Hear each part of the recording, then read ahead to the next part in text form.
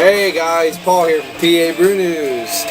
Right now we have a Weyerbacher Ale from Easton, Pennsylvania. This is Heresy! Heresy, which is their old heathen Imperial Stout aged in oak barrels. I'm pretty sure it's bourbon barrel aged. Whiskey. There is a difference, I believe. It's not made in Kentucky. So let's just say whiskey barrels. Let's see what we got going.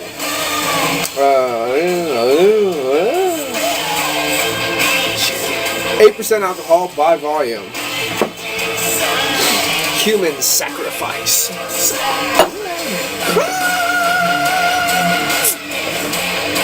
I prefer human sacrifice, so.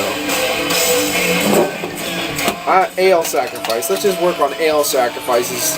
We'll bring the sacrifice of ale. Here we go.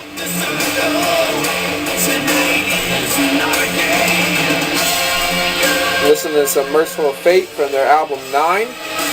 That's a big old head on this. Wow. A lot of times, you start off a small pour, and then you hit the hard pour right at the end. It only gives you about that much. This went, wow, chicka chicka. Well, you've seen what it did. You saw it.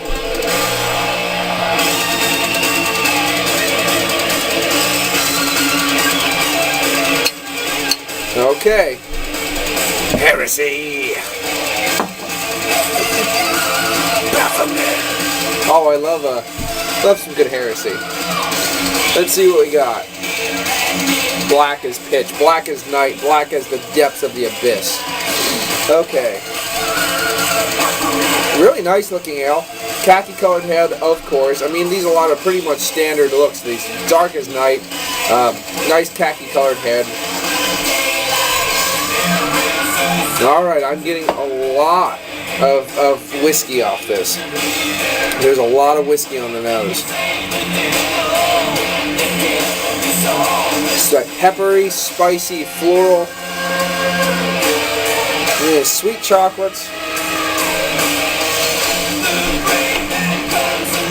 Yeah, you're blending those tart toasted notes with the chocolate, and you're whopping it in with a lot of whiskey. A lot of that really floral, peppery, spicy whiskey. I couldn't tell you like what kind of whiskey it is off the nose, but man, it's got a lot of barrel character, some char, some smoke. I mean, this is exactly what I would think just sticking your head in the barrel would smell like. Honestly, it smells, I know there's not really a big difference, but it does, I was going to say it smells very bourbony, but it's basically the same thing, just not made in Kentucky. It smells very nice, very warming. So let's give it a taste, shall we? Cheers.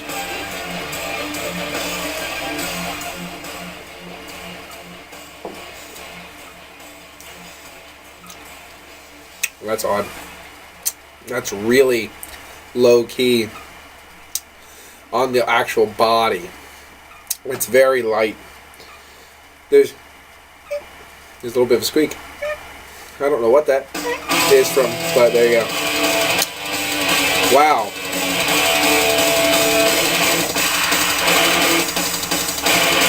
I got this really weird sensation going back down my throat as I drank it.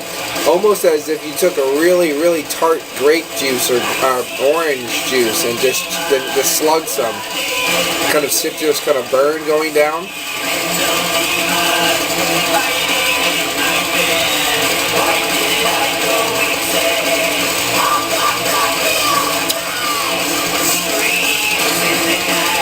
Wow. It's really, I mean, there's some burning right here, this alcohol warmth and burning. It's really watery. Even the overall mouthfeel, you're not left with residual qualities that like make up for the thin mouthfeel. This is really just.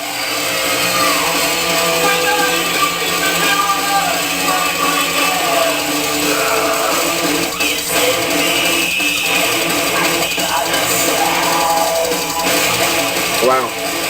This reminds me a lot of the Rock Stout that I did, my bourbon barrel stout. Yeah, this is weird. I mean, this is easy drinking. I mean, I don't mind this at all. I mean, lovely lacing. Look at that. But just the overall flavors. This is not cold, guys. You know how I like my beer. I actually set this on the wood stove for a little bit to warm it up. Not on the wood stove, but metal above it. Just to kind of like get the chill off in the basement.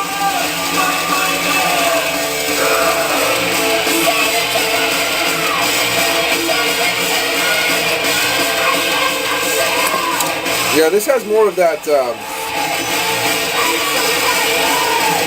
Dark Dawn Stout kind of a body from Jolly Pumpkin. This is weird. You're getting faint, very faint chocolate, very faint Java kind of end notes. Whiskey. I am getting some kind of citrus, kind of twingy tartness or burn in there too.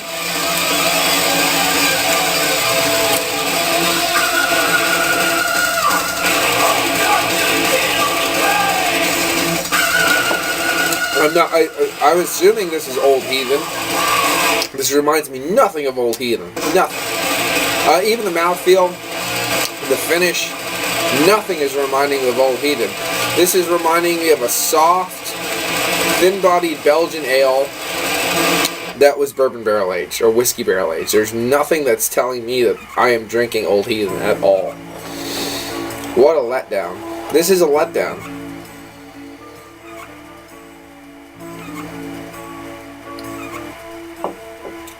That's a new squeak. I've never had that squeak before. I'm like killing a mouse every time I turn it around.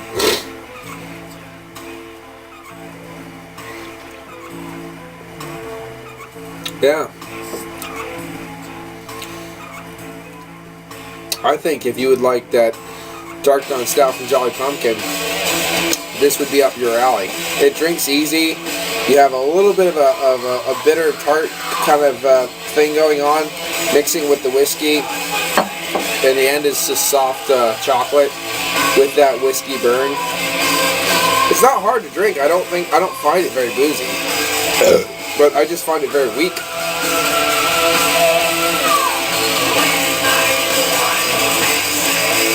Basically, what they did was, I don't know what time it is. I'm just looking at Heresy right now. And it just seems like they took an ale. They're just a standard ale they made because Imperial Stout, this does not taste like Old Heathen. But they took a stout that wasn't big enough, that wasn't bold enough, that wasn't thick enough, and they barrel aged it. This is the problem with barrel aged beers. When companies barrel age beers, and we're talking about the greats of the greats, the greats that we talk about all the time in barrel aging. Now, please correct me if I'm wrong, but they are ales that are made to barrel age. They're not their standard stout or standard abbey ale or standard quad.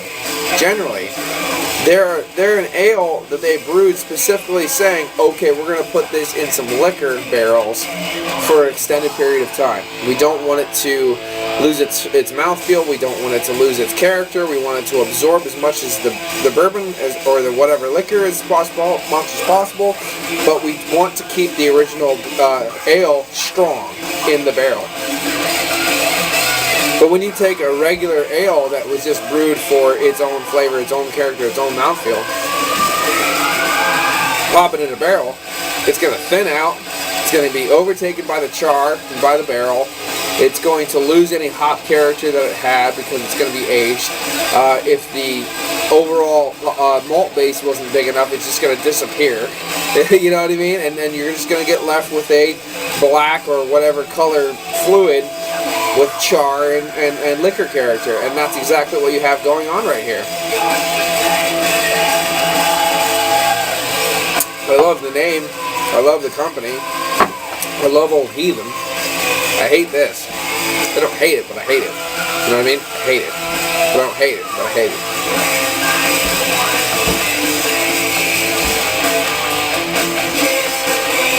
I love Miserable Fate, though. That's better with age. This keeps getting better. But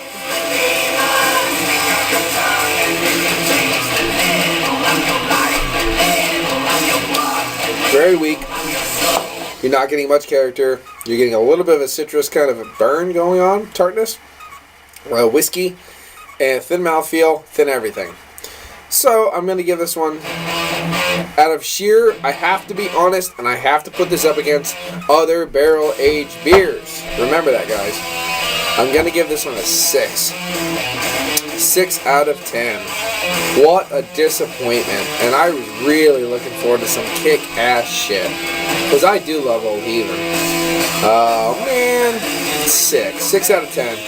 Well, it was fun to try. I'm glad I did it. I really hope they get some good feedback from people, and I hope they watch this. That'd be great. To say, look, we need to improve on this. We need to make a dedicated batch of beer for this aging. We need to bump up the mouthfeel. Bump up. I mean, you should make a beer viscous, hoppy as fuck, just so super rich that when you sip it, you go, oh, fuck, I gotta water that down. Because that's what happens in the barrel. When you pop that into a barrel and you let it sit, it soaks up this, it soaks up whatever fluids left in the barrels, it evaporates, it does this, it does that, it sucks in things, it sucks out, it breathes, it retains characteristics, it changes characteristics.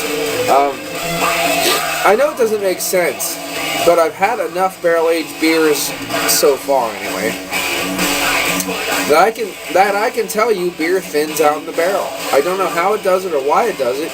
Logic dictates if it's breathing out, it's evaporating. So it should get thicker, but it doesn't. It gets thinner. But anyway, 6 out of 10. This is pissing me off. You know what I mean? There's a reason why I do... I like the smell on it. I do like that soft cocoa. I like that char, a little bit of vanilla, whiskey. I love the smell of it. It doesn't live up to the drink. Sorry. I do a 1 to 10 scale. I feel it gives me a little bit more leeway and it's not as rigid. If I had a 1 to 5 scale, like a little bit super critical. Like for instance, I don't know. This doesn't make sense at all, and I understand that because basically they just broke down the same scale. But if I would give something a 2.5, I would have to really, really hate that. Like, hate it. Here I would give it a 5 out of 10. It's not bad, it's not good. I mean, it's there, it's decent, go buy it if it's cheap. But if I gave something a 2.5 on a 1 to 5 scale, I'd be like, don't buy it again. So I feel like if you see this on Untappd, since some of you follow me on Untappd now, I don't know if I'm going to give it a 3, since I really don't like it, or a 2.5. You know what I mean? Because to me, this is a super critical beer. I'm super pissed about this. So I might bump it down to 2.5. It's really hard to explain how I rate things. Because I think a 6 out of 10 would be a 3 out of 5. A 3 out of 5 doesn't give this justice. It's a 2.5 out of 5. But in my scale, I'm comfortable with giving it a 60 out of 10. I know Joe's going to be pissed and screaming at me, and I'm going to hear about it later, but that's the way I feel.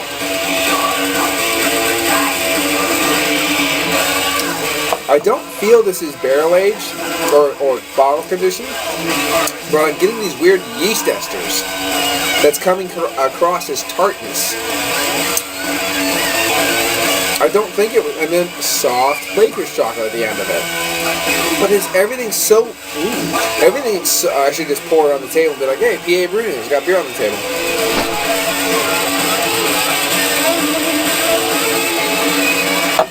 I gotta get going. This has been Paul from PABrewNews. This has been Weyerbacher Heresy. 6 out of 10, sorry. If you try it, tell me what you think of it, because I personally don't like it. Bye-bye.